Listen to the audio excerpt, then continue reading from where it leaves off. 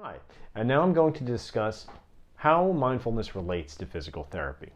In previous videos, I've discussed the importance of objectivity. When you are objective in your experiences of pain, you can relate that information better to your clinician, which leads to better outcomes. However, why do some people continue to experience pain in either their spine or in a joint repeatedly and not get any better seemingly? So we're going to take a deeper look as to how mindfulness relates to this.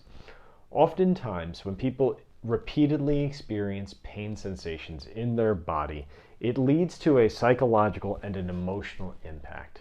They can't help but not feel this way. If you feel pain in your body that repeatedly comes up and disrupts your daily activities, it's going to impact you on more than just a purely physical level.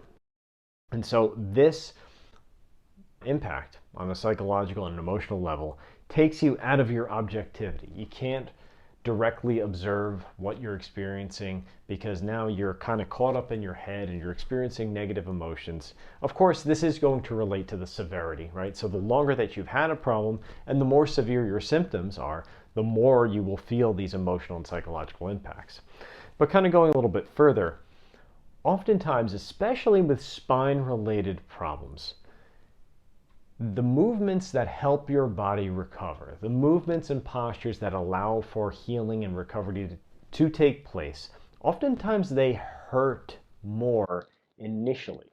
And so if you've lost your objectivity and you're feeling emotional and psychological pain, if you will, sometimes you'll move the correct way or you'll do an exercise or a stretch that is actually going to ultimately help you. But because it is initially painful, the quick reaction is to avoid it. And so this oftentimes leads to a reinforcement of the injury state. When it comes to spinal conditions, this is very frequent. This happens all the time. So if you've ever heard someone say that when you get hurt that you should stay active and moving, this is very good advice because this allows you to move more fully. The old school advice of when you get hurt you should rest and not move at all is outdated, in many cases leads to prolonged, longer episodes of pain and injury.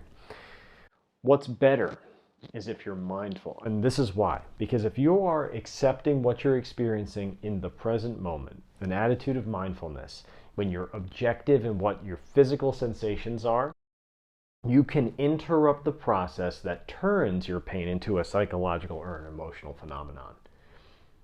This disrupts this process. It's a beautiful thing because now you are not going to view any type of pain as a negative experience constantly.